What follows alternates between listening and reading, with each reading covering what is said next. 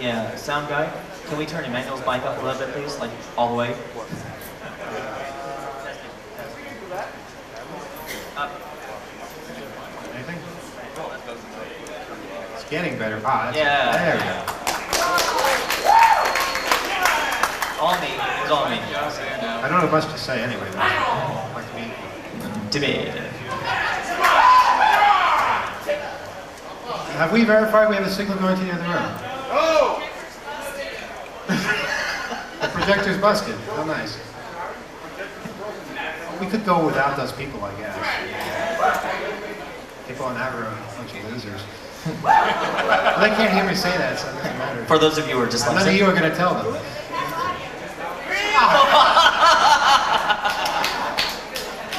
Whoever's been imitating my voice, stop it now. Not funny. Yeah, Chester, you do a really good Emmanuel. Gosh.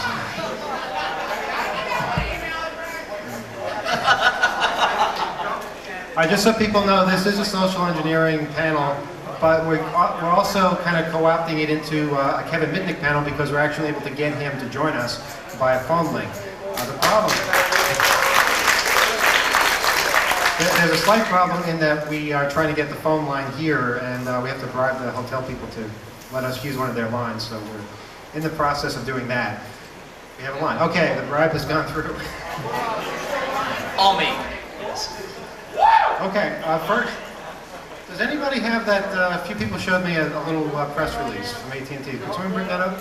This is really kind of cool. Goes to show how the tower of suggestion. What's up, yo? Yo, come up here. Yes, no, yes, no. Go that way. Don't worry about your foot. Go through there. Come over here. Try not to pull off our helmets. Fern. Okay, this, a bunch of people got this, this little memo. Be aware of who is calling. AT&T Security warns employees this weekend to be especially careful about giving proprietary company information to anyone claiming to be an AT&T employee or customer as part of a H2K hacker conference.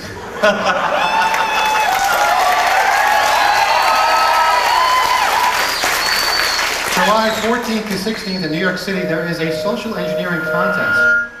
Oh, that was painful. Thank you.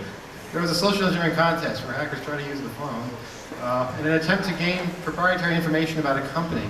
If anyone unknown to you calls with such information, request a callback number and check it before returning the call. Verify the person is an AT&T employee or legitimate customer, and if he or she has a need to know.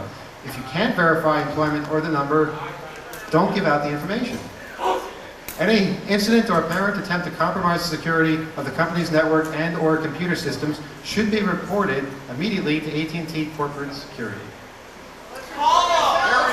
I think AT&T Corporate Security should be the first target.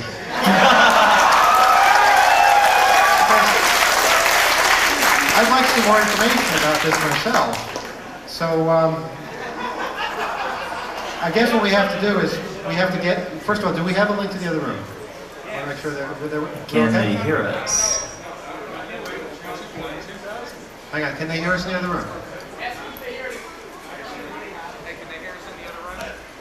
Okay, can they hear us in the other room? I guess my mic is not on.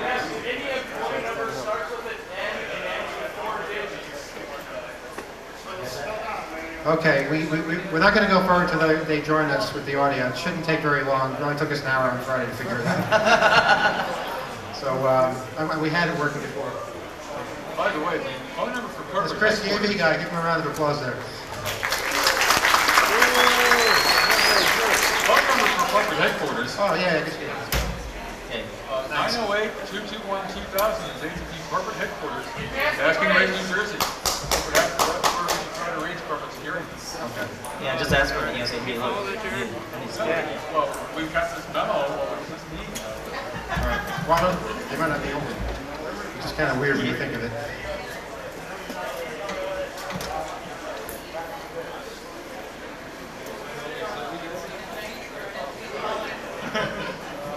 So we still don't have audio together, right? I'm waiting for. We have audio. Hello, other room. Okay. You're not missing anything because there's no video except our faces. And You all already know what we look like. Yeah. Unless you're a federal officer, then you don't really know. You need to know what we look like. So. Okay, well, I want to start with zero knowledge, okay? So that you gave us a phone number. We don't even have that yet. So let's start with nothing, all right? So let's get 800 information.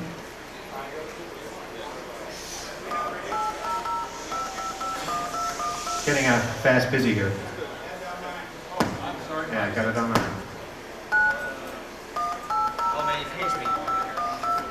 This is such a crude version. Okay, I got to ask people to be quiet because 1,000 people laughing kind of tips them off. Remember when you got an operator right away?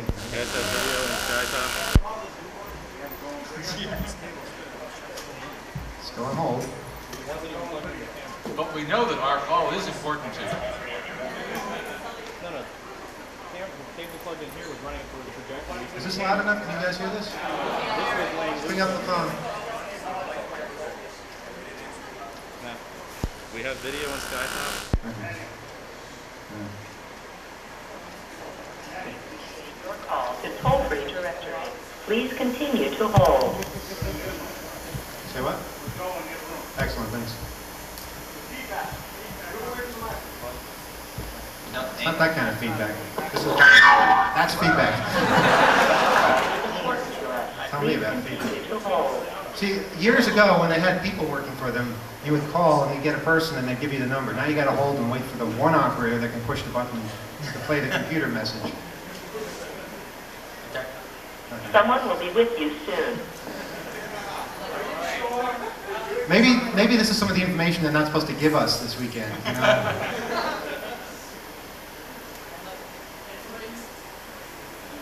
Thank you for your patience. Your call will be answered as quickly as possible.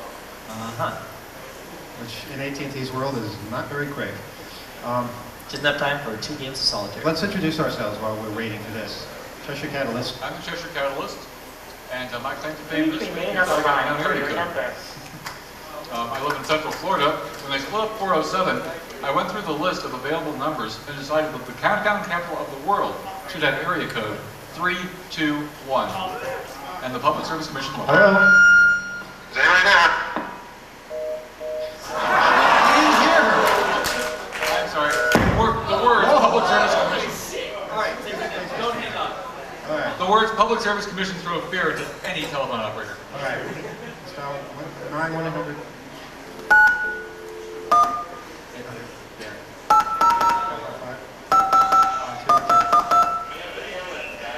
Maybe we'll luck out this time.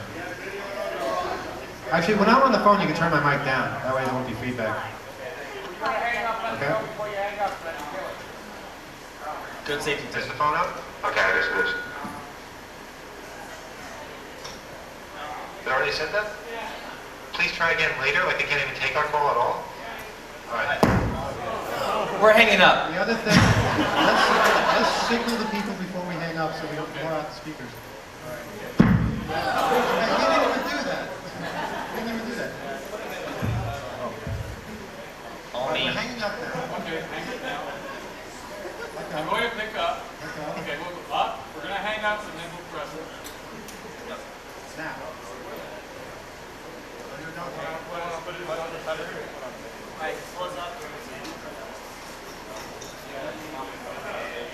Okay, we need phone now.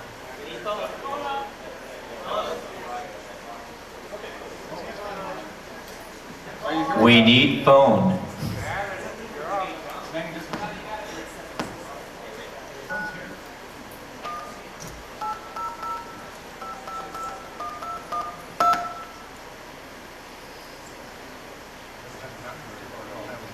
We are unable to answer your call at this time. Okay, why don't we just go with the number we know from All right. corporate headquarters? As you can see, it's We're going to hang up. As you can see, We're going to pick up. as you can see, it's getting harder to get information. They're getting better, but the problem is that they're cutting off all information to everybody. 908 Yeah. 221 2000. AT&T corporate headquarters in Basking Ridge, New Jersey. Okay. Phone up. Phone up. Yes, hi. calling about a memo I received concerning something called social engineering. Do you know anything about this? No, I don't. You receive it from whom? I received, it was an AT&T corporate memo. I'm here, I'm in marketing on 34th Street. And I'm sorry, I'm having trouble hearing. It's a bad connection. Do you have a name of this one? This went out last Thursday, I believe. Corporate security. Yeah, it came up with corporate security. It came from corporate security? Yeah. Okay, I have the corporate security number. Okay, what's that? 1-800. 1-800. 822. 822. 9009. 900. Would they be in now? I don't know, sir. Okay, I'll give it a try. Thanks for your help.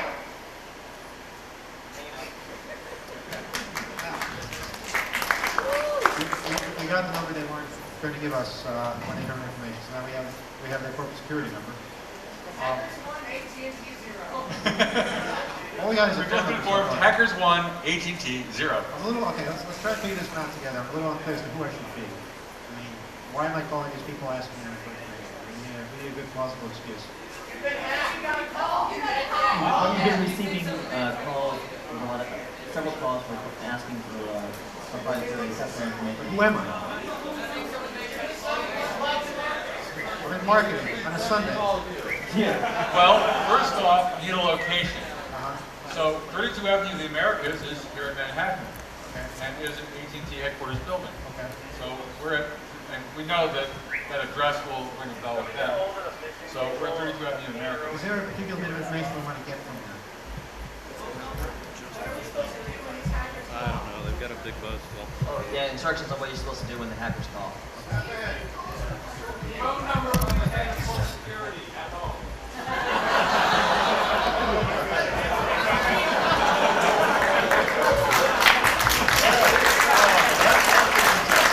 Just a little bit on the warp side there. All right, let's dial. Yeah, this is a group effort here. They have video.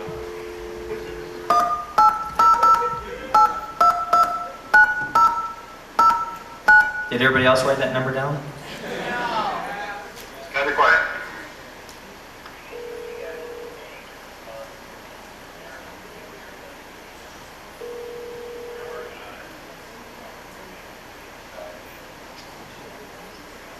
AT&T Corporate Security, this is Jim. How may I help you? Yeah, hi, this is Mr. Goldstein. I'm over in sales on the Americas. I had gotten a memo about something that might be going on this weekend. I was wondering if you could give me more information Okay. concerning something having to do with information being obtained by people that weren't supposed to obtain it or something like that. It's very sketchy. I heard it third hand, but there's something that we should be a little bit more careful this weekend. Do you have any information on that? Yeah, you should definitely be careful about giving any information. I mean, it's always a good idea just to be especially careful of giving out information if somebody's calling in. And this weekend what's going on is some sort of a conference, for hackers, and they're calling in and they're doing a live demonstration. So they'll call into different businesses and whatnot. I don't understand. What's the purpose behind that? Well, to obtain information so that they can use that to defraud, probably ultimately to defraud you or your business. You're saying there's a whole conference of people doing this? That's what I understand, right? And that's legal? I don't know the legalities around it. I guess, for them to meet is not illegal, but, certainly if they do something that's, I don't know all what's surrounding it, but in a nutshell, be on the lookout, this weekend and any time. Today I know was the day that, by the way, the memo that you had received was, you received an email or how did it work? Actually, a co-employee who has since lost the memo told me about it, and that's why I'm calling for clarification. Is there any way to get another copy of that? Now, you were in AT&T? Yeah, run 30 of the Americas. Okay. Do you have what was your name? So my name is Mr. Goldstein, Armand. If I give you a fax number, would you be able to just send that over? Well, I don't. I mean, I just find it amazing that you say there's a group of people that are planning to do something and nothing can be done to stop them. Well, I mean, it's like, you know, It's outrageous. freedom of, because they're covered under the First Amendment to meet, and this is not, I mean, this is not something that's actually hidden from the public. It's more or less, you know, they can't obviously in the meeting advocate doing anything illegal, but the things they may talk about in the meeting are for that purpose of probably hackers, you know, Yeah. type of thing. But in general, like I said, yeah, anytime somebody calls in and asks for something like, you know, information that you wouldn't normally give out, it's just a good idea to get, or if they're claiming to be with a phone company or anything like that, or obtain information that you don't feel comfortable giving out. The memo just states, you know, don't do what they're asking without asking for their callback number, their name, and then call them back and verify that they're who they say they are, and all of that. That's the only thing the memo stated. I know it was AT&T today. Okay, and it went out to every AT&T office, I assume more than just locally, right? Yeah, I know it was available in AT&T today on Friday, I believe. I can see here.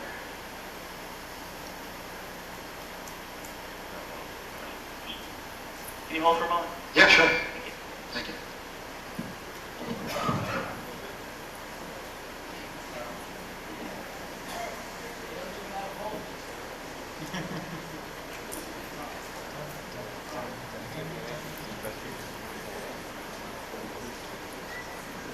Thanks for holding. Your last name was Goldstein. Yeah. And what was You know, this speakerphone is really, it's a Radio Shack speakerphone. Okay. What was your first name? Armand, A-R-M-A-N-D. Anyway, I was just looking internally to see if you're on the email list there. I didn't see your name here. no. No, it's not likely you would. Okay. Why would that be? Well, basically, we were just making our first phone call. We wanted to-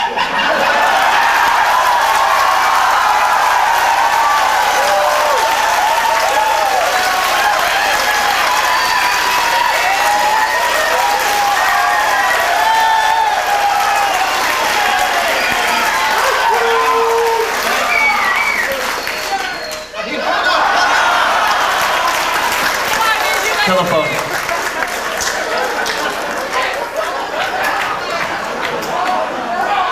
They just kind of handed that one to us, didn't they? Sweet. I think he was starting to suspect. He was like, okay. Well, you have to understand social engineering, there becomes a point of no return where you just can't recover. And that's when you just, whatever. He hung up. That's precious. Oh, hey. Okay, so if you guys want to tell some stories, Yeah. we'll get Kevin. Oh, hey, introduce myself. I'm Virus. Did anybody actually make my virus talk today? Yo, thanks. Love you, man. I'm actually from California. My first trip out here to New York. Actually, that's not true. I was out here when I was 1.5 years. Don't remember anything. And this place is awesome. I really like that here. I was also a professional magician for 15 years.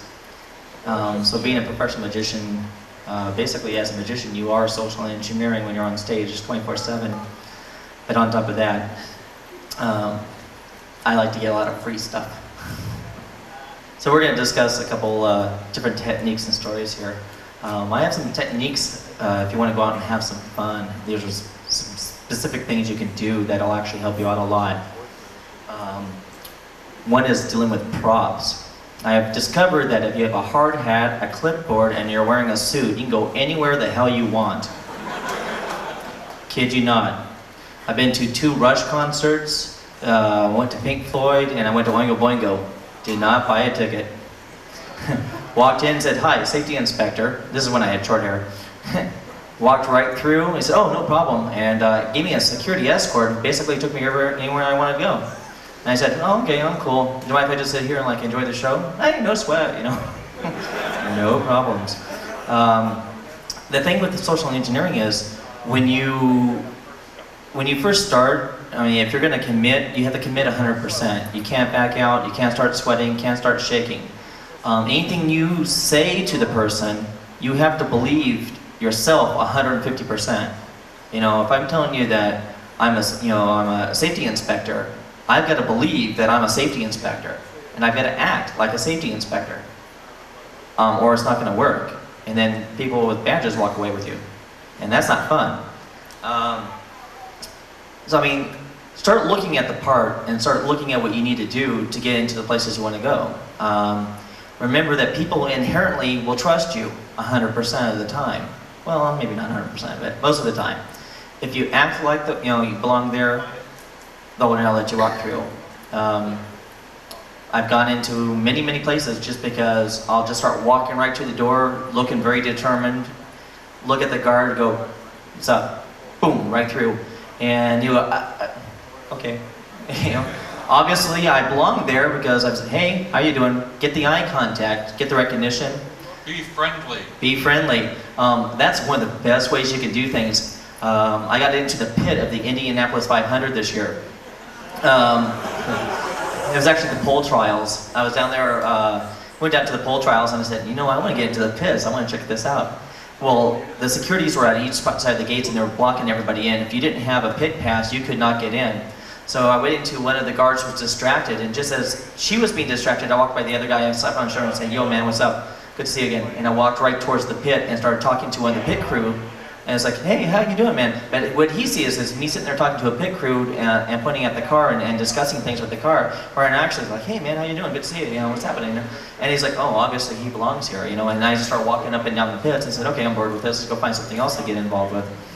But it's all determination and it's your attitude. Your attitude is going to carry you or drop you one way or the other. Give you a quick little story of one thing I did. I like to play practical jokes. I think practical jokes are the funnest thing in the whole world. But I don't like to do it to my friends as much as I like to do to, like, you know, the lay person.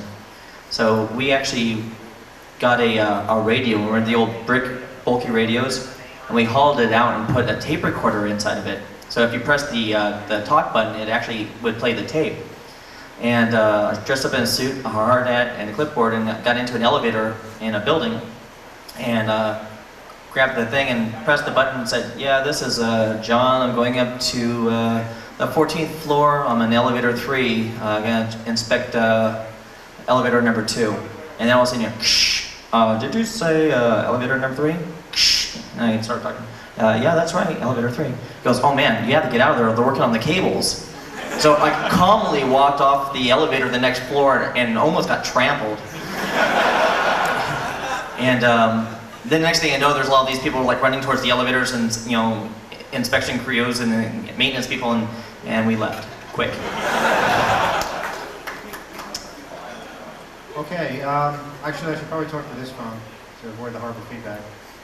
Ready? Okay. We have Myron? Yeah. Can you hear me? No. Turn the phone up. Kevin is with us, Kevin Mitnick.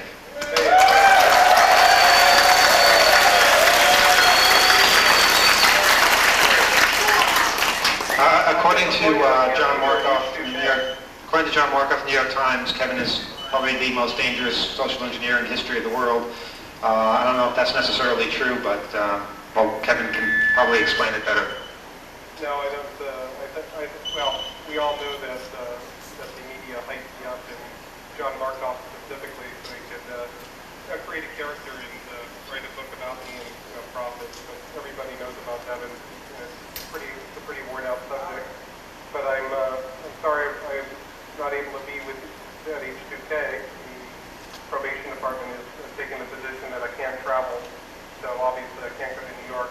However, I'm pretty much allowed to go to Las Vegas because my family's there and have pretty much the travel that they're going to let me do. Let's see. This is a social engineering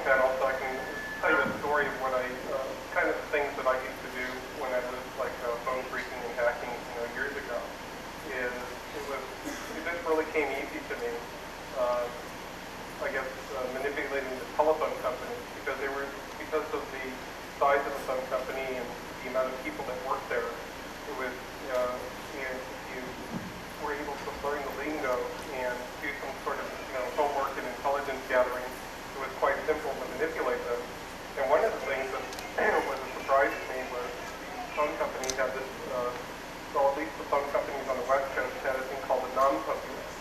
And whenever a manager or, I guess, a first-level supervisor needed to get an unlisted number and they only had the name and the city, they'd have to call a division within the phone company called the non-pub bureau, and they would have a list of authorized people that were allowed to receive that information. And what they would simply do is ask you for your callback number, ask you who you are, and then once you gave them all the requests that all the requests you wanted, what they would do is just simply call you back. And so what I thought about is, what I simply needed to do was have them call me back and, verify who I was to, get this information. So what I did is how I first started out is I needed to get the telephone number to the non-pub bureau in the phone company that I was interested in targeting. So what I simply did was call the business office and use some sort of pretext or ruse, usually that I was a different representative from a different office, or that I was from the non-pub bureau itself, and then I would use some sort of ruse. Usually I did this all by improv, except that, I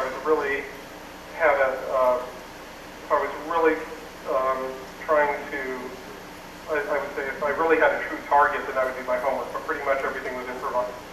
And I basically say something to the effect, I am with the non-pub bureau. I had some representatives, claim that they were having trouble getting through to our main number, and then I, would, kind of exchange pleasantries and try to establish some sort of degree of trust with who I was speaking with, and then basically asked, the main question was, what number are you calling for us? But I would have to ask other questions that, so it wouldn't really tip them off to what I was really after. And then once I obtained the number of the non-pub bureau, then I would simply call around to first-level supervisors or second-level managers, and how those numbers would be obtained is just simply by asking, the customer service reps for them. And then I would ask, I would represent myself as being from this non-pub bureau and ask, if they were authorized and, to receive the numbers, because what we're doing is we're updating the list, and we want to make sure that if you are authorized, you're on it, or if you're not, we can fax you a form or, some sort of ruse like that. And usually they would tell you. And right away, you'd already know what their callback number is because you already have their number that you're calling. So now you have a valid name and a valid callback number.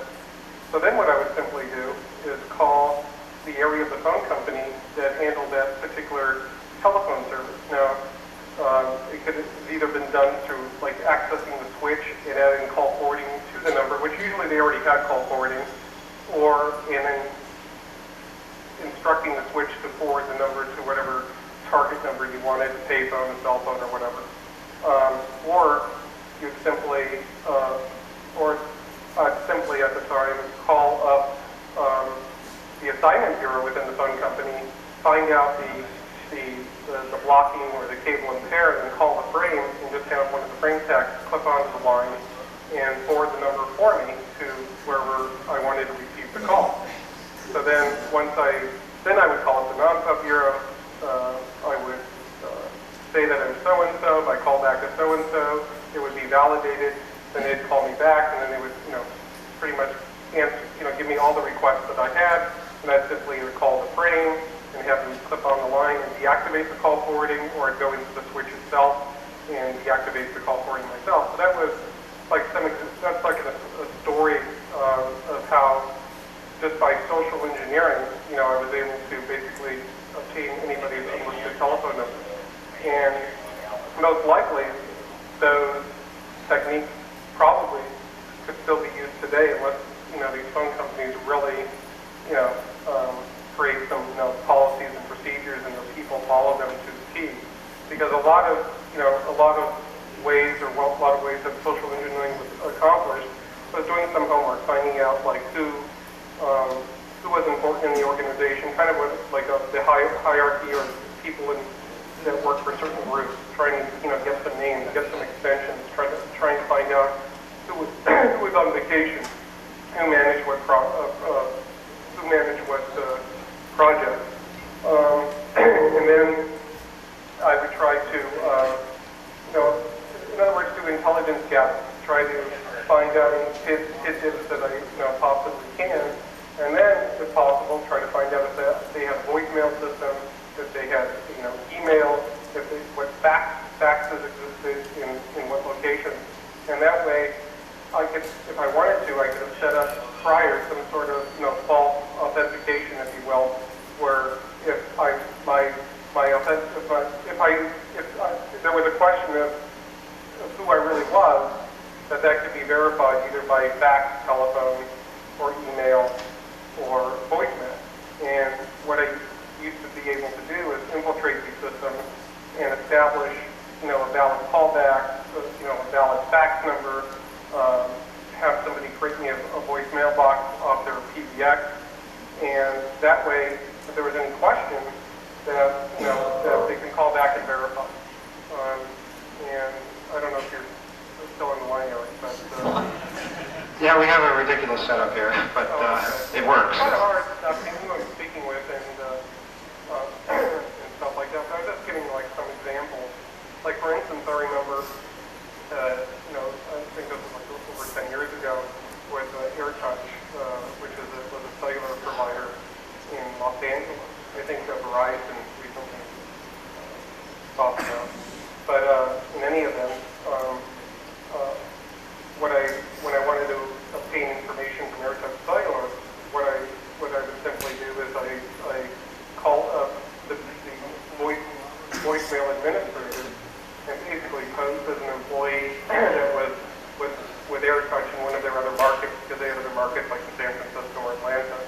And that convinced the person, usually like to improvise ruse that I needed to be able to receive a voicemail at the local office, so I would have to make a phone call back to my office, say in Atlanta or something like that. And what they would usually do is they'd be trying, because they're trained to be helpful and really not trained to really question. So what they would do is go ahead and set up a voicemail box, an internal voicemail box. So anytime you call anybody in the company trying to obtain information, you had a valid extension off their PBX because you had a voicemail box, and they would simply really believe that you are who you say you are. It was just really, it was really easy to me to be able to do this type of stuff. And then, when I was hacking, it depended on, my objectives. If I really wanted to be stealth and not really raise any suspicion, then the only social engineering I would do would be to get information, subtle, not really call up anybody and have them do anything that really they're going to remember. Because the media, pretty much, when I read reports about social engineering, they characterize it as simply calling up and talking to somebody out of their passwords. And I don't think I've ever, maybe on one or two occasions, actually asked somebody for their password, because that's a huge red flag. There's some corporate memos going around saying the same thing too. Yeah, that's a huge red flag. Like one of the methods that would be the closest to that was successful was when you call somebody up and you're interacting with them, you can really determine how knowledgeable they are about the computer system that you're using. You can kind of get a gist for how, if they're suspicious, if they're like really wondering if this call is legitimate, and really you're basing, it's very dynamic in the sense that you have to use some sort of people skills to determine if the person you're speaking with would be suspicious. If you ask them to do something, would that make them want to really verify who you really are? You can kind of get a sense for it. At least I was able to get a really good sense for it when I was speaking with people. And the closest, like if somebody was really gullible, they didn't have, their computer knowledge was limited, then like some ruse would be, hey, I'm from the help desk, somebody reported a problem, can you work with me over the phone, but I'd like you to tell me everything that you're typing as you're doing it. and you have the person go through a whole bunch of stuff where they're getting tired of it, and then you have them, then I would have them either log off the system and log back on, and as they're doing that, they'd be, telling me every keystroke that they're entering into the system, which would include their password. But I'd never be in a position where I would actually say, hey, what is your password? Because that's like a big red flag. And in these type of techniques that were used, I'd never do anything or suggest anything that would, be questionable. And I hear all this feedback. Yeah, well, it's a mystery to us too. Oh, okay. But Kevin, we only have about 10 minutes All right, left. so that was basically, there's a couple stories I thought that was interesting. What we'd like to do is we'd like to open up to questions. I don't know if is there a microphone out there? It's not. People can come up here. We can the mic. Yeah. Stand. We only have a couple of minutes. If you have a question for Kevin Mitnick, just walk up to the stage. Yeah, come up to the stage so you can get on the microphone. And then hopefully Kevin will give an answer. Okay. If you have a question, come up to the stage, speak on the microphone. Anybody? Kevin Mitnick on the line. Somebody must have a question. Here we go. Yeah, I have a question. How do you remember this so clearly after all the years you've been locked up? Documented. Can you hear that? No. Do you have an answer? I couldn't hear it. Right, okay. How do you remember this so clearly after so many years? I just have a good memory. Just like telling us like step by step how to do it. It's just Well, once you develop a process, you just keep using the same process. So it's not like, hey, I only did it one time. And I can't hear anything on your side. I Sorry. hear people talking, but it's so loud. Okay, I'll try to relay as much as I can. We have another question. Hey Kevin, how are you? Welcome back. My first question is, how do you control your emotions? I think that's the hardest part of social engineering, is to control your emotions. Okay, the question was, how do you control your emotions while social engineering? Your emotions. Well, you try to make an emotional connection with the person on the other side, so you'll develop a trust. Because that's the whole idea. Is you want to create a sense of trust between you and the other person, so they're more apt to give you information without requiring you to really go through some sort of verification process. And that's what pretty much social engineering is all about, is establishing some degree of trust and then exploiting it. Also, a point on that also is if you just, back to what I stated before, you really need to believe, what you're doing. You need to, be convinced yourself. If you don't know if you can do that, do what a lot of us do, is just go out and take an acting class. Because that's all you're doing, is you're acting, but you got to make it believable. We have a second room filled with people that also want to ask questions, and we're relaying them via radio to us. So we have a question from the other room.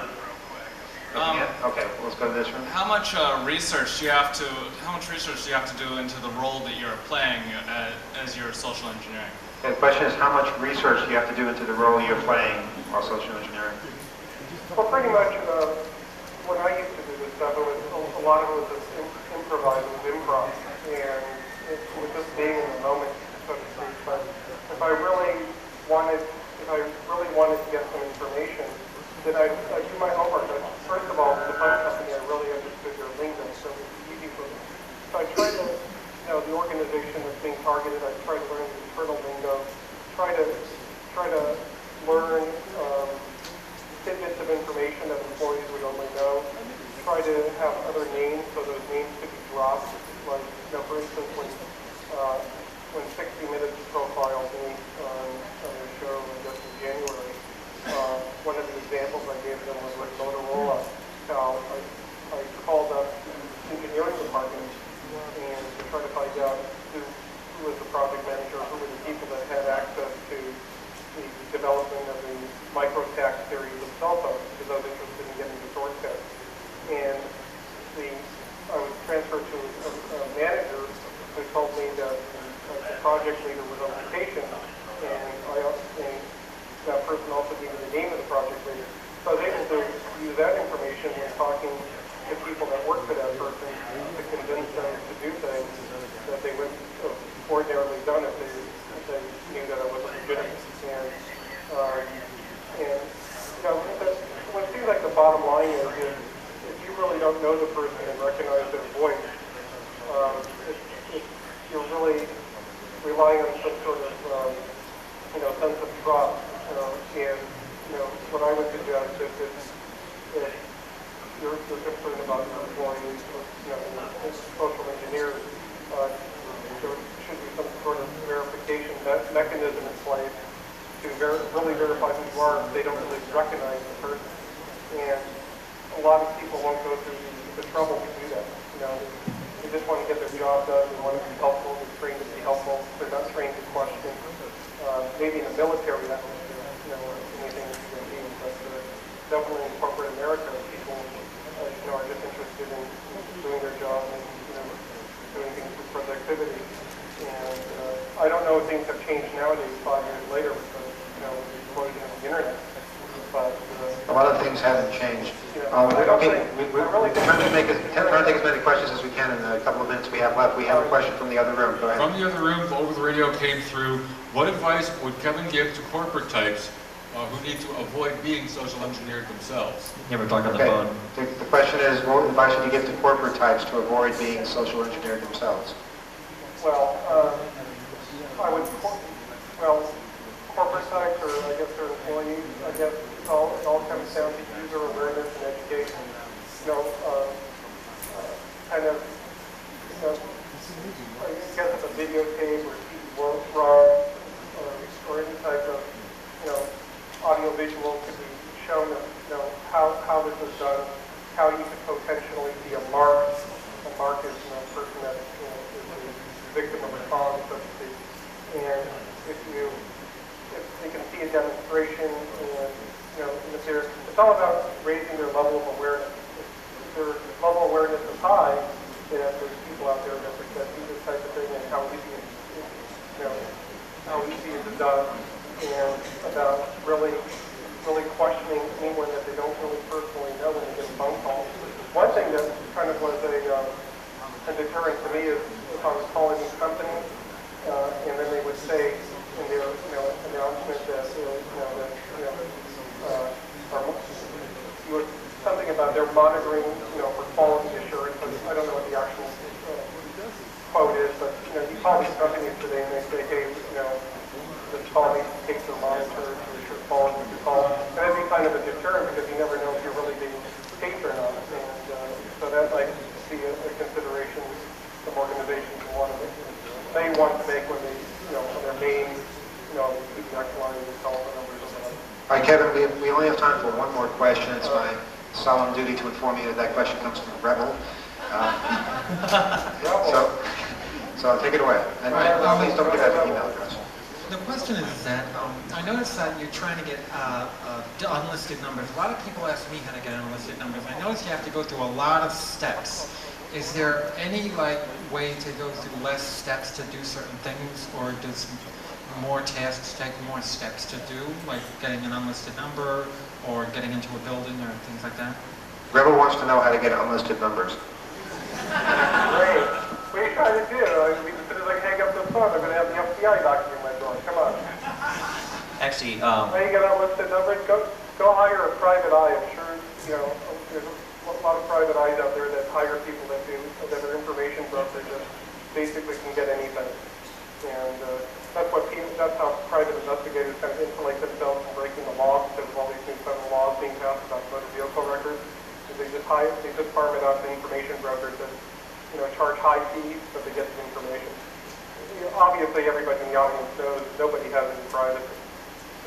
Any information about you personally in any database that's accessible by any government or federal or state employee is pretty much an open book to anybody else. Okay, Kim, I want to thank you very much for being part of this. Sorry he can't be here.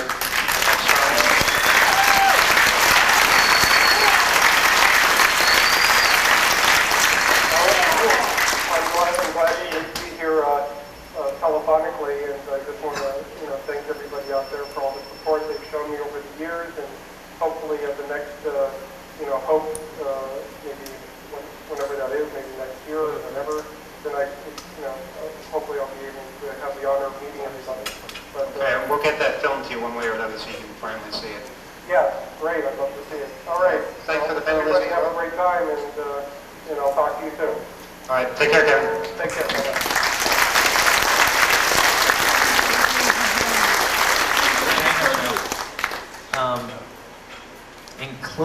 here. If you really, really want something, one of the recommendations I can make to you guys is play on other people's emotions. And it sounds really horrible, but it's true. If you call up the operator and you need an unlisted number, you know, there's things you can do. I've gotten unlisted numbers on people, you know, that I really needed to contact for legitimate reasons, but I knew AT&T or whoever wasn't going to give me those numbers, and I say, hey, look, man, his grandmother just died. I need to get a hold of him, like, right now. You know, it's like, boom, number, you know. And I mean, it's like, just be cool about it, you know. Cheshire, any final remarks? Actually, you know, we could call AT&T and say, hey, you know, we're John from security, and we want. John from security. Was that the guy's name, John? He's John from security. Jim from security. Going, yeah, this is Jim from security. Security is going to have an interesting report to Give that phone number as his callback number. Yeah, that's true. He'll remember that for the rest of his life. If you walk across the street and go to a newsstand, you'll get today's copy of Newsday. There's a huge article in it about the whole DVD case, and it mentions the conference as well. And the amazing thing about this article, I can't find a single factual error. I mean, they're getting the story right. Wow, right on.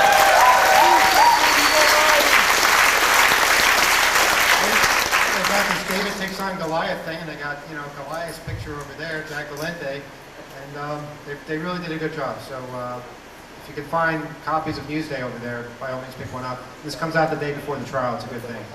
Okay, we've got some catching up to do, so I think John Johansson and his dad are going to be in the main stage, and the rest of track 2 will be in here. All right? Okay. Hey, thanks. All right, we'll figure it all out.